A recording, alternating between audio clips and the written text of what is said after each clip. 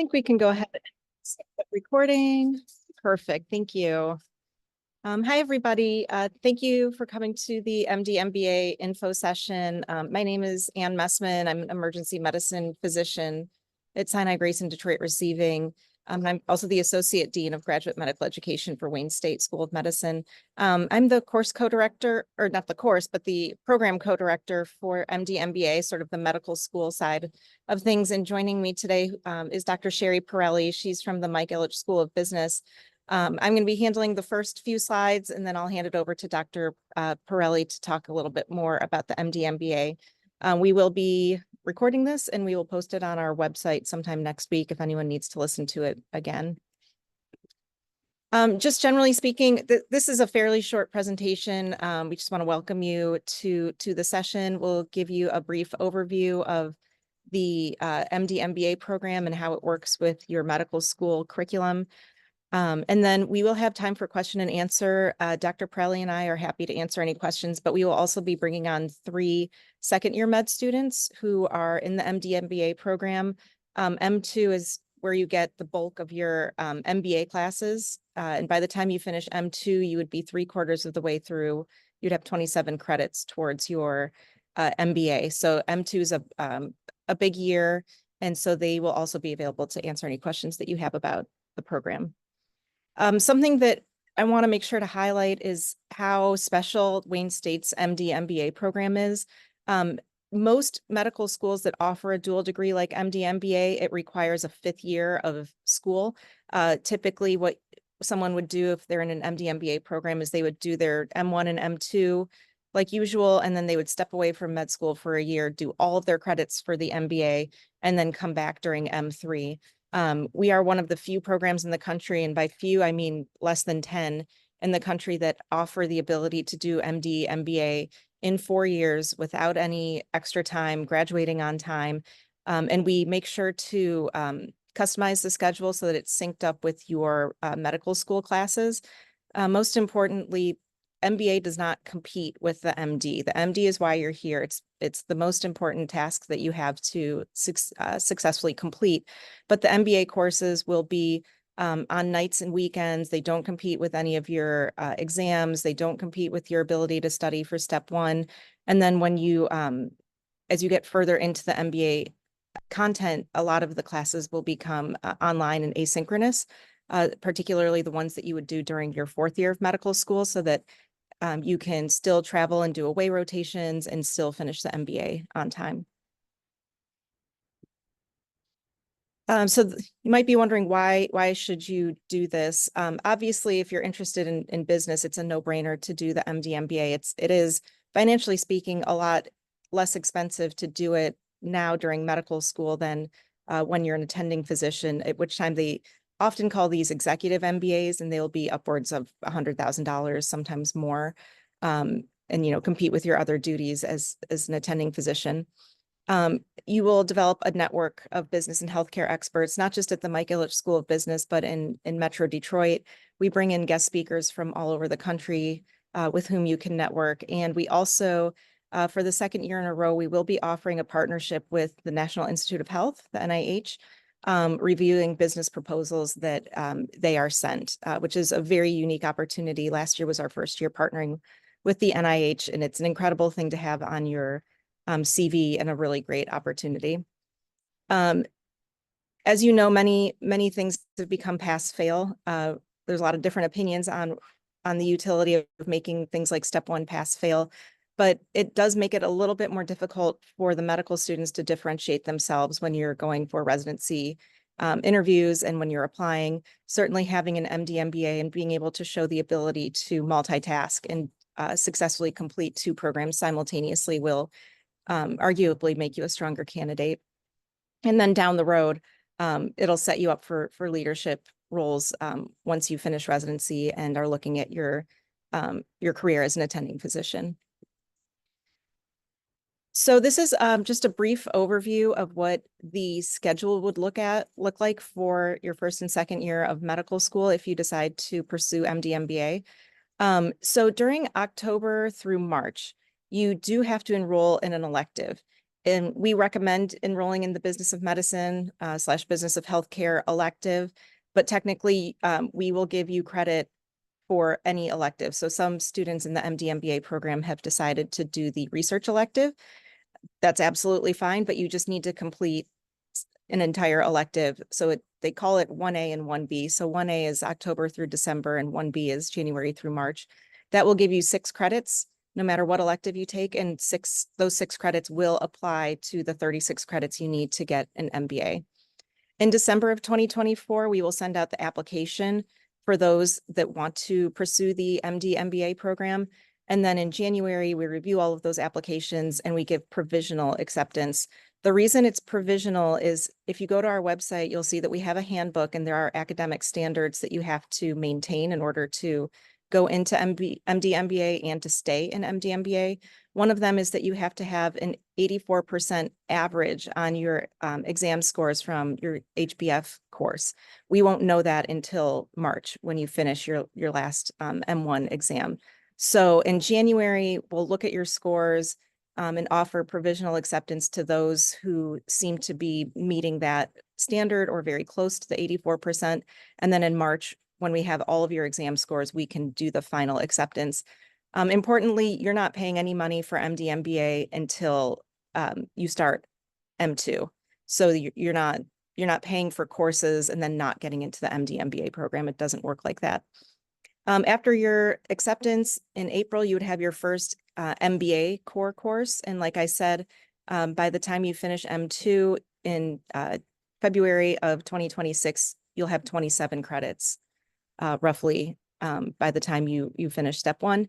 And then during M3, you do not take any MBA coursework. And then during M4, you would take 3 courses that will be offered online and asynchronously. All right, Dr. Pirelli, I'm going to hand it over to you.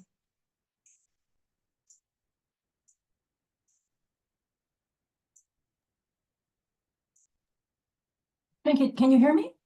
Yes. Thank you, Dr. Messman. So that's a very ambitious schedule, but it is doable, largely because of the very thoughtful and unique features and design of this particular program. It's very much like a executive graduate program in the business school that is reserved for senior executives who have very specific demands on their time. In this case, you have very specific demands on your time as a medical student. And so we've designed this in an executive education way. It'll be a cohort program where you'll join with a group of students and go entirely through the program with the same group of students, getting to be a very well-oiled and cohesive team. The curriculum is unique as well. We've adapted all of the MBA courses that you will take that the traditional program requires and made them healthcare focused so that you can really identify and use the education that you're getting. The schedule as well is customized. It is in addition to your medical your studies.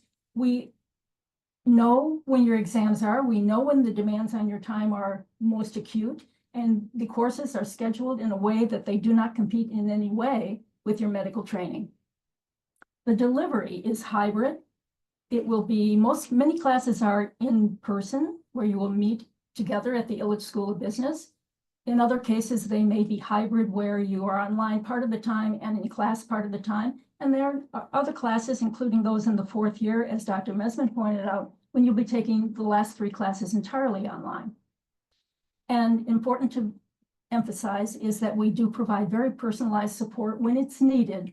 If anything comes up, and always something comes up in the program, when you need to make an adjustment of some kind, we're there to help and support you. Next slide, Dr. Messman. Thank you. So cost and credits. As pointed out, there are 36 credits in this program that need to be earned. That is 12 3-credit-hour classes. 2 of them are going to be already earned for you if you decide to join the MD/MBA program, if you take the 2 semester electives. So roughly 1/6 of your credits will be earned before you actually take any of the core classes. And then you will take 10 Mike Illich School of Business courses. The cost is $35,000 billed in 12 equal installments. They won't start, as Dr. Mesman pointed out, until M2, and they'll end in M4. The workload is an important thing. You will probably spend 5 to 10 hours a week on this program certainly during M2, partly in M4. Classes generally meet on Thursday evenings and Saturday mornings. Sometimes, again, those will be online sessions. Slide. Here are some of the courses. In fact, these are the courses that you would take. The first one is Social Perspectives on the Enterprise, which is a course that explores the nexus between industry, business, and enterprise and society. In this case, it will be healthcare. You'd then take an accounting class and a finance class, followed by an operations and healthcare supply chain class. The M2s are in that class right now. In fact, they finished it last evening.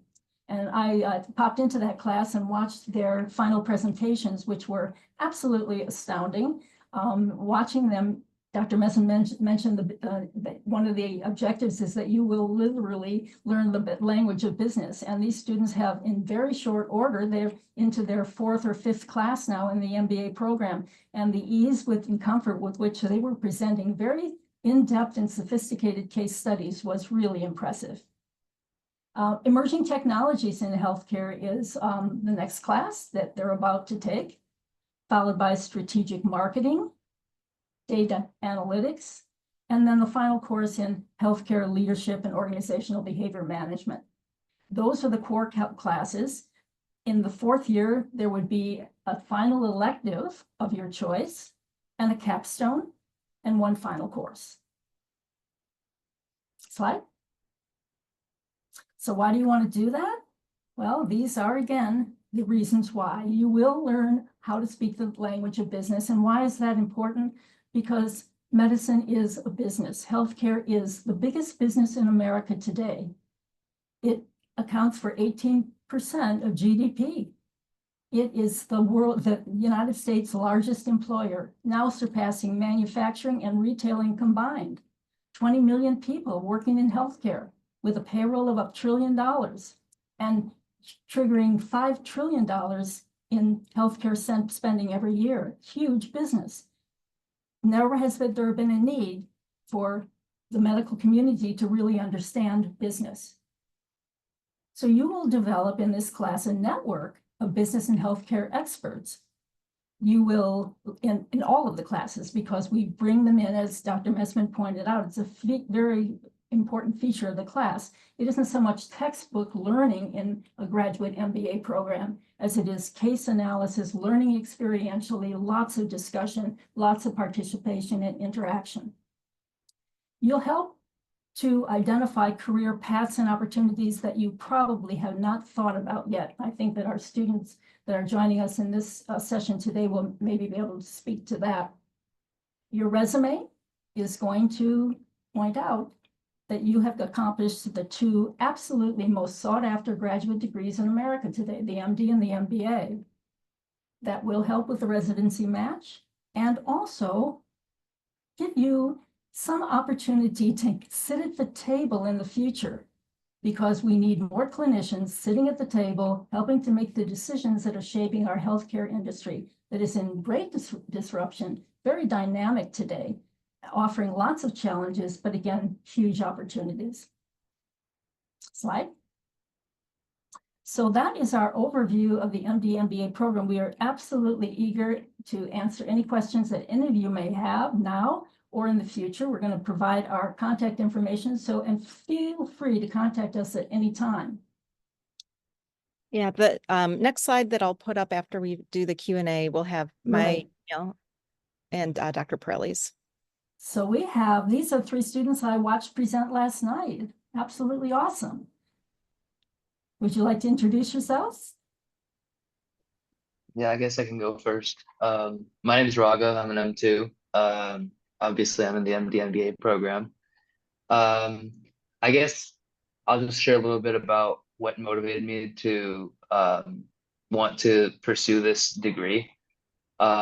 I think going into medical school, I kind of knew that I wanted to do something in terms of like private practice or some type of business management. I knew I wanted to venture out into the business world. And I started just by like, because I never had any business background before coming to medical school. So I started by taking the business elective. And I realized that there was so much that I didn't know that was really, really pertinent to healthcare and especially the future of healthcare. And I thought it was something that would become more and more necessary as we go forward to have clinicians who are able to make decisions at a more executive level to kind of help transition healthcare to a new period where you have to make decisions at that level. So that was part of my motivation. And also I just started like falling in love with the process of business management. And even as I learned more about health administration, I realized that's something I really might want to do in the future. And Wayne has a great program where you can finish your MD/MBA in 4 years. So I figured I might as well take the opportunity now, save myself the time and the money, and make use of that degree when it comes down to it later. Wonderful. Thank you so much. Anna, is Anna on? Hi, can you guys hear me? It's a little bit loud in here. Is it That's perfect. terrible? Okay. Okay. Hi, you guys. My name's Anna. I might have seen a couple of you guys around in Gross Lab. So yeah, I'll share kind of similarly why I wanted to go into this program. Unlike Raghav, I did have a minor in business in my undergrad, and so that was something I really thought was a good break kind of from the medicine. A lot of the times it's easy to get fatigued, and so this was another route that I was interested in. But I don't know if I'm interested in private practice or anything like that, but I think it opens up a lot of doors in your future if you're unsure. And I think it's also looking that we've been in it so far, I think it's really helped me gain a good perspective of how to further help my patients in the financial realm, because it is a huge, huge part of taking care of your wellness. And so it's kind of a different aspect of healthcare that I didn't really have much exposure to. And since the MD/MBA is so focused on healthcare and the business of healthcare, it's a great opportunity if you want to go beyond just the medicine to help your patients out, because financial wellness is also critical. So that's kind of what I've gotten out of it so far, why I wanted to go in it in the first place. And yeah, I'll definitely be open to any questions you guys have at the end. Awesome. Thank you. Danny, you're up. All right, guys, thanks for coming out. I guess I'll start with what the other two started with, is why I ended up in the MBA program. Basically, I took the healthcare elective. I was interested in entrepreneurship. I have really not a lot of interest, or at the time, not a lot of interest of ever leaving clinical practice, but I just thought, at some point running my own business would be cool. And really, it's the experience in the elective that convinced me that the MBA was kind of a worthwhile pursuit throughout school. So I just have like three basically broad categories of positives that I've kind of experienced in this course that I'll share with you. So first off is the content is great, starting right from the elective through the, as far as we are in the program now. There's been so many times where either myself or my peers have all kind of agreed that we can't believe that we're not being taught some of these things in the medical school curriculum, because they're so important for how medicine actually functions. And so, obviously, if you're here, you probably do have some business interests, but even if you're like not sure, just even as a doctor or future physician, like there are things that you will learn in this program that will help you navigate things as essential as your compensation, dealing with, insurance claims for your patients, just so many things that, the administrative work, why things are done a certain way.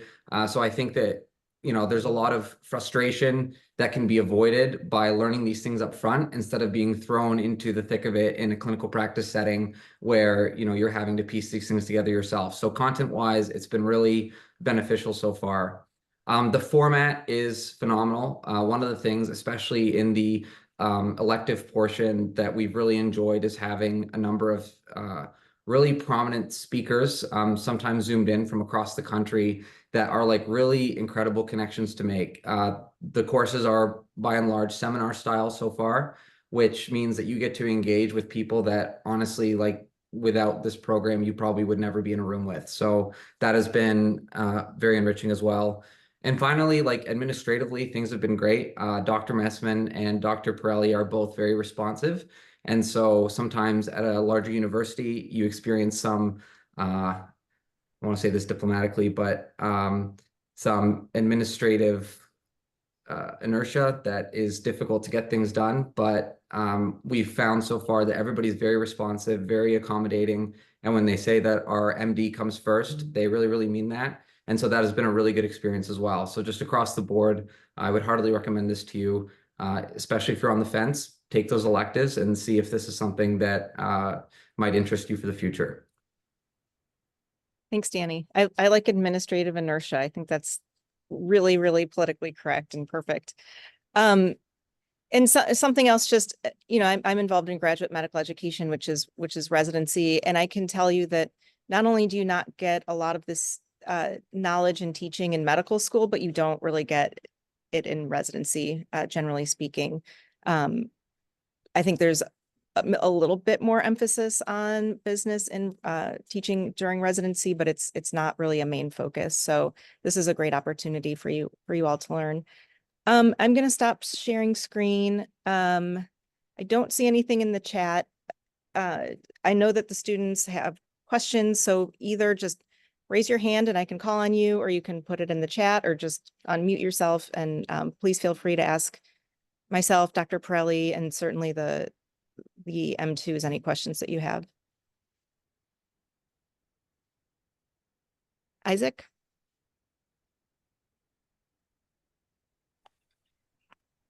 Hi, yeah, this was a question for the students. I was just wondering how hard you found it to balance the medical school curriculum with the business curriculum.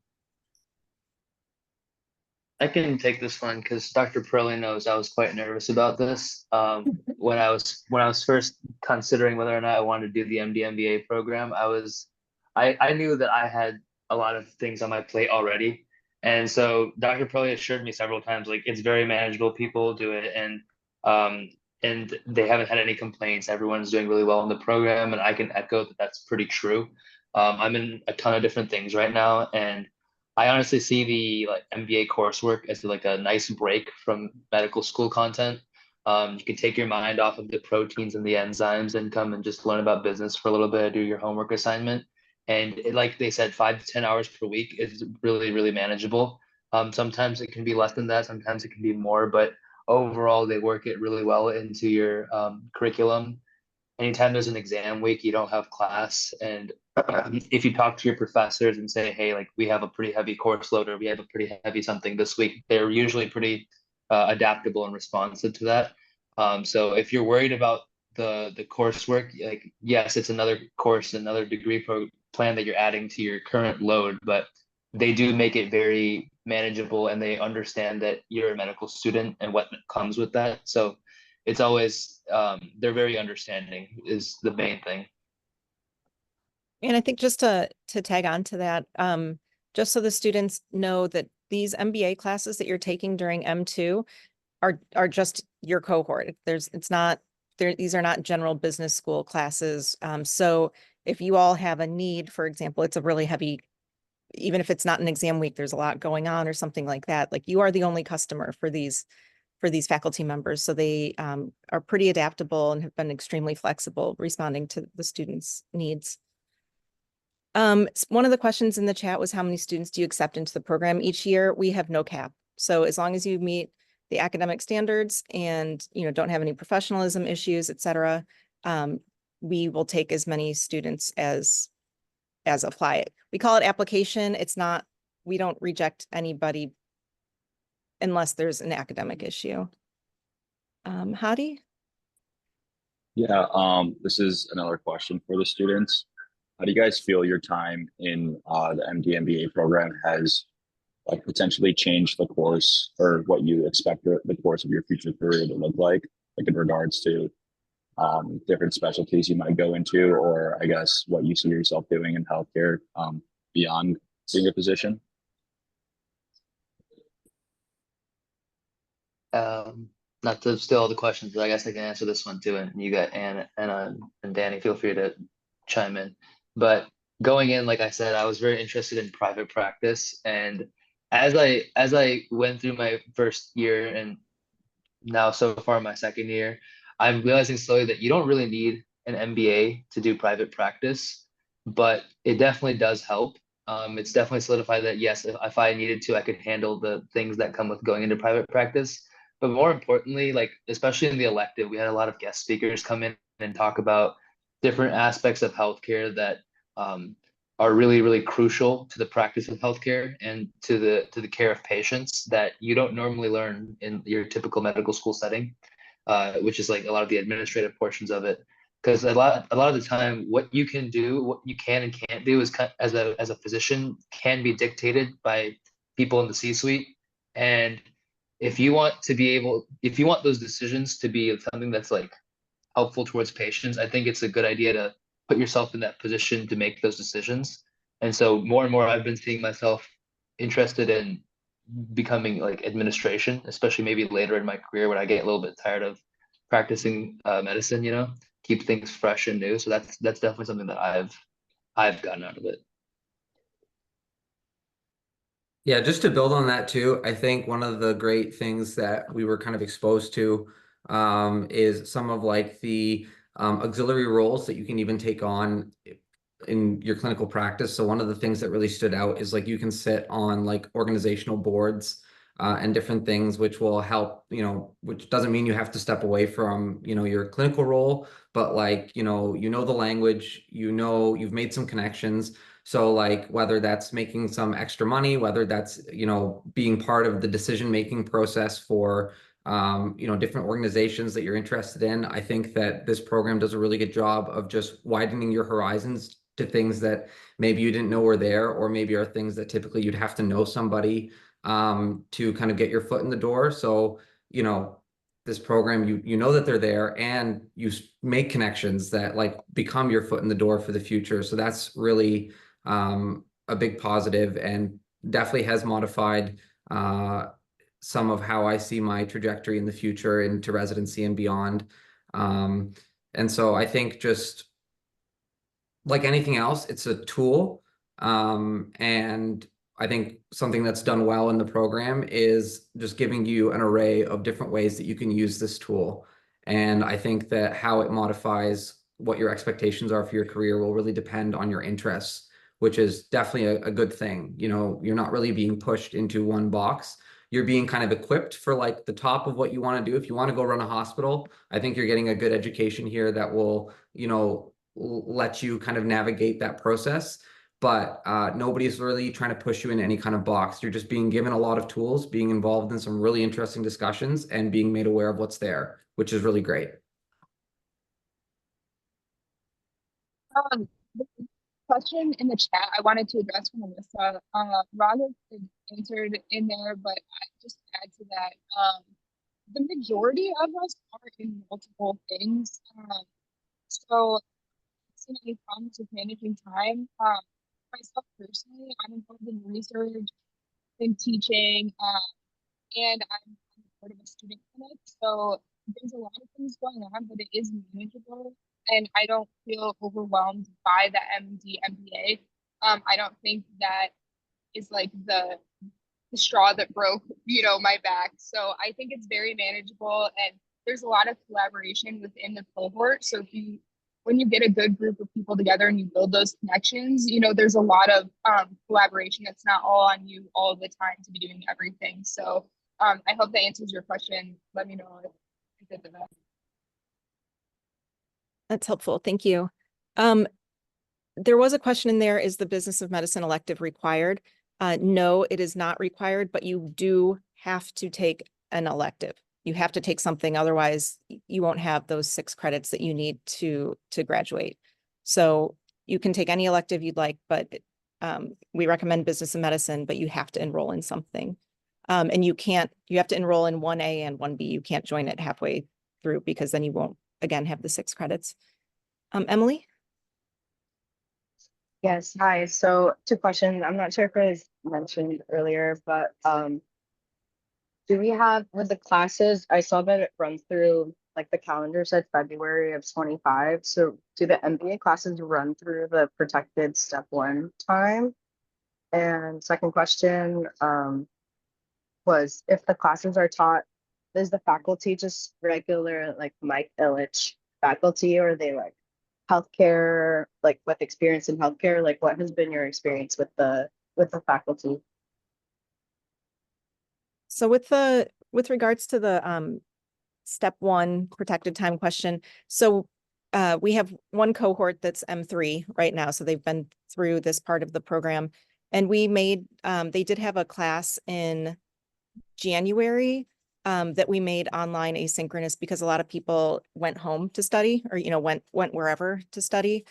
So we made it so that it was not in person. And they all passed step. We have not lost any students from step failure. And then Dr. Pirelli, I'll let you answer the question about faculty. The faculty are Illich School of Business faculty for the most part. This is an MBA program, and you need we are ASCB accredited, one of the few universities that are, and we have to meet accreditation standards. So you will be taught by Illich School of Business faculty. That said, as we have pointed out earlier, and the students have pointed out, the classes are, we bring a lot of speakers into the class. You're going to, I'll speak to the business of medicine class. Many of our speakers in the business of medicine class will be MDs. Many of them have MDs, so they're MD MBAs. And some of them are just MBAs. So you have the business side, you have the medical side, and in many cases, a combined side. Yeah, I can just add to that. Like, I think that all of the instructors that we've had so far, even if they're not like, in healthcare, like they're MBAs, or we had, a PhD in accounting, they all are genuinely interested in medicine. Like, so far you can tell that like, this is not, like just ticking off a requirement for them or just taking a role. Like they really are passionate about the subject matter that they specialize in, as well as its application in medicine. And you'll also learn a ton from your peers. Like we're really fortunate that we have a really nice cohort, and the format of the class is a lot of discussions. So your interests really drive kind of where the conversation goes within that specialty. And we found that the instructors are very equipped to kind of facilitate and contribute to the conversations. And whenever there have been gaps, people have gone back, looked stuff up, and come back, equipped. So we feel like we are getting a good MBA education, but it's always driven back to the relevancy to us as MD students. So that has been a big positive so far. Great. And someone asked about, other than exam average, are there any other requirements? I'm putting a link to our handbook in the chat. It's, if you just Google MD MBA Wayne State, you'll go to our website and see that. And you can see what the admission and requirements are and the requirements to stay in the program. And then no, you do not have to take a GMAT.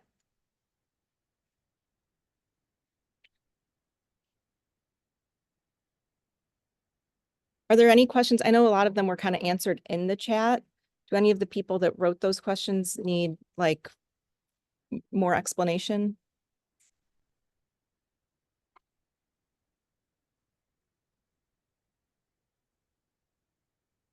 No. Okay. What other questions do people have?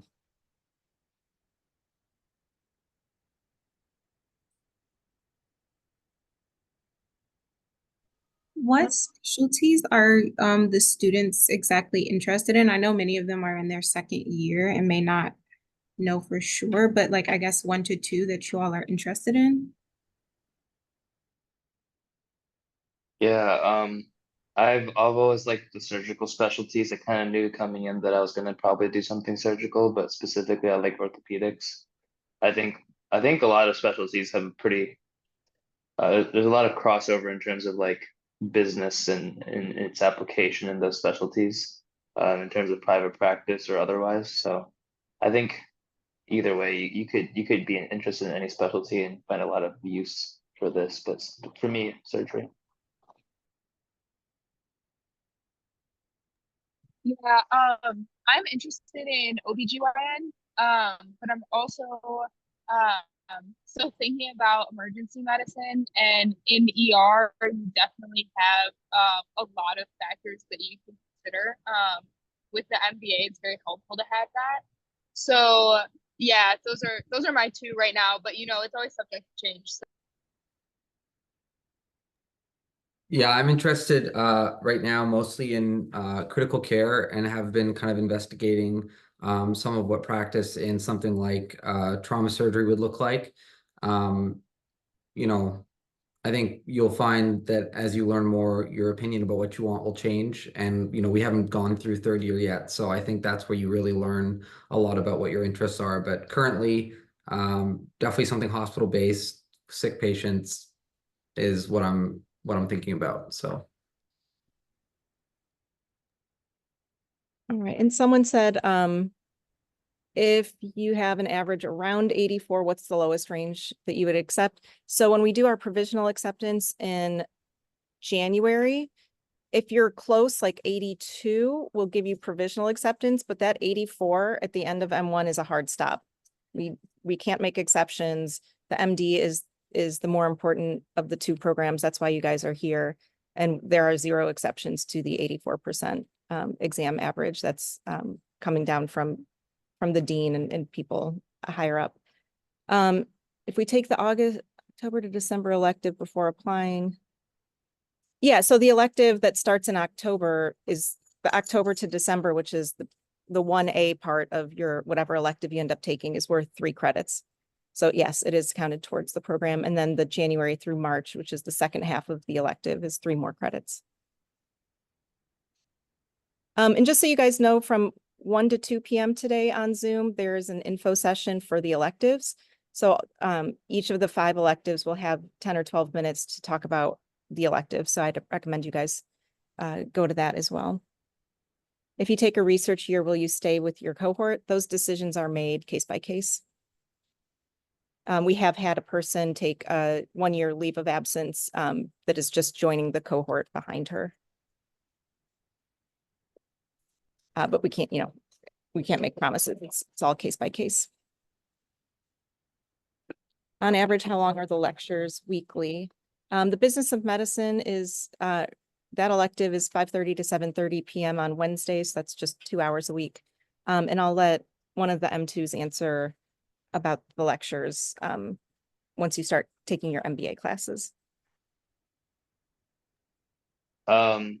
Generally, like they said in the presentation, you have class on Thursdays and Saturdays. Thursdays, it can be, it's like the maximum time is 5:30 to 8:30. Not all classes last that long. Depends on the course and what you're doing and all that stuff. And then Saturdays, it's around 9 to 12. So they're decently long lectures, but I think they put them at a time where it's really integrated with the medical school curriculum. And the idea of Saturday classes at first sounded like horrendous to me, but honestly, it motivated me to wake up earlier on Saturdays and get work done. So I'll be like, in the city or whatever, because I commute. So if I stayed at home, I wouldn't get anything done anyways. I would also say if it makes you feel better, because 3 hours can be daunting. If you're thinking like 3 hours of gross lab, a lot of it is conversationally based too. So it's not 3 hours of someone just talking at you. It is very interactive. And a lot of like the last class we just had was supply chain, and we went out to hospitals and toured their supply chain. So it's not always just sitting in a classroom getting lectured for a really long time. So the 3 hours will go by faster than. Yeah, and just to so nobody thinks that we're picked to say only positive things. I would say that the toughest part of the course, which is actually kind of a good thing, is the Saturday morning class. You're not going to want to get up in the morning sometimes and go, but overall, it's a really low bar of friction. And once you're there, I think the general sentiment is once you're there, you're happy to be there, and you're interacting with your friends, your instructors, so the content is good. But after a while, giving up your Saturdays does grate against you a little bit. But I think overall, it's very temporary, and it's kind of, at least to me and the general sentiment of the peers I've talked to about it, it's like a worthwhile trade-off. And not every Saturday is in person after the first couple classes. Sometimes, you get to do them over Zoom and stuff. So yeah, it's just something to be aware of, is that you'll give up your Saturday mornings, but I think the advantages of being able to do the MBA concurrently with the MD program, not having to squeeze in night classes after you've worked a 16-hour shift once you're practicing is, a few hours on a Saturday morning is small potatoes, relatively speaking. The students can speak more to this, but I think that something that's we need to emphasize is, Wayne State's the largest single campus medical school in the country. Having 300 students in a class is a huge, huge amount. And this gives you a small community that you get to interact with and know really well, which I think is a really unique feature. Someone asked, how many are in the M2 cohort? There's 18 in the M2 cohort. In the M3 cohort, there are 10. And actually, one of those 10 is going to be joining the cohort below. So technically, at this time next year, it'll be 9 in cohort 1 and 19 in cohort 2. And then you all would be cohort 3. We don't have alumni. So someone wrote, if we wanted to speak with MD, MBA alumni, cohort 1 is in their M3 right now. So we don't have graduated alumni. You will interact with a lot of MD, MBAs during the elective and during the classes. So you can talk to people, but MD, MBA alumni from Wayne State do not yet exist. I did put my email and Dr. Pirelli's email. Does a Saturday morning class mean that if you have a conflict, like a student-run clinic, attendance at class is required. Do one of the students want to answer Joseph's question? I can, yeah. So I'm on the board of Amigos Medicos. If you guys have heard of it, and that's one of the big problems for me, is that I can't go to clinic. So I do a lot of work with the clinic outside of the actual clinic hours. But that's something to consider. If you really want to be on the board of a clinic, you're not going to be able to make every clinic day. There are some days where class will get canceled, or maybe you can do an asynchronous thing, but for the majority of the time, you're not going to do clinic those Saturday mornings.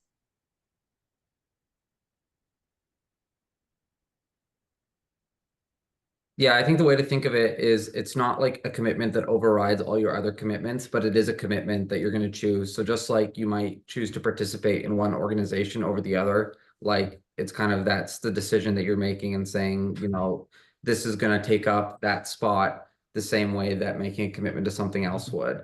The difference is, not to disparage any of the great organizations and programs that we have here, like all of them are worthwhile and you should pursue your interests.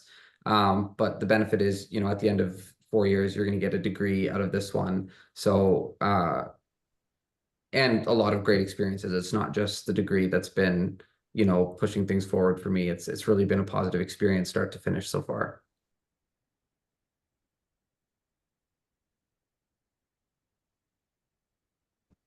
Hey, I have, Sorry, sorry. go ahead. No, go.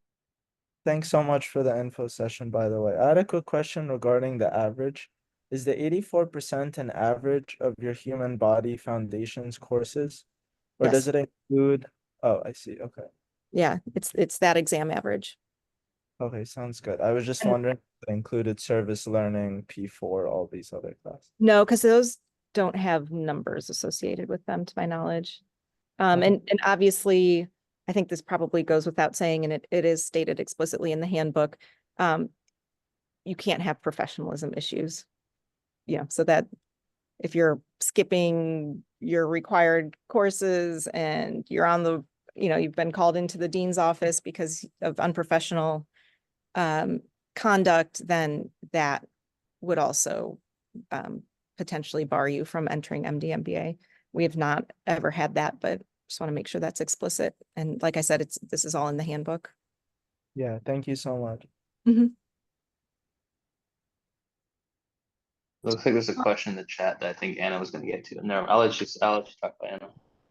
Does research too. I didn't do the research elective, but I got connected with research outside of that, and I'm still involved in it. I do clinical research at CS Mott, which is right behind the VA.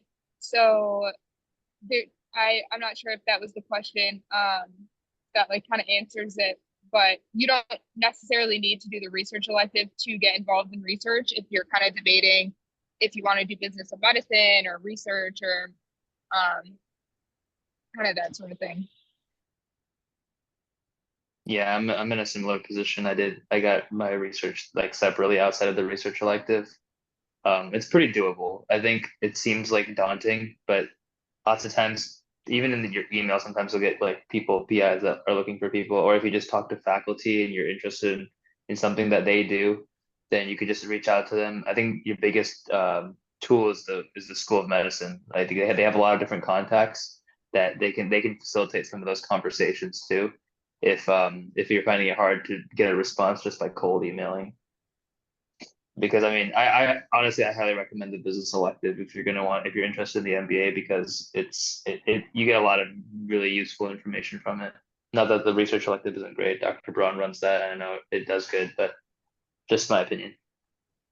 I will also add that actually there were more than one, I think two speakers I can think of off the top of my head that had research opportunities that if you went and talked to them, were willing to bring you into the research projects through the business of medicine elective. Like that's how I met them.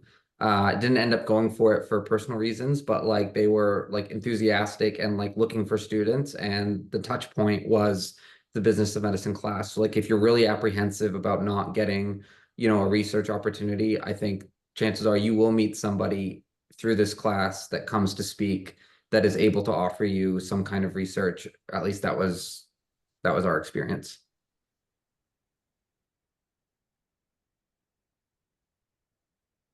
Great. Any other questions?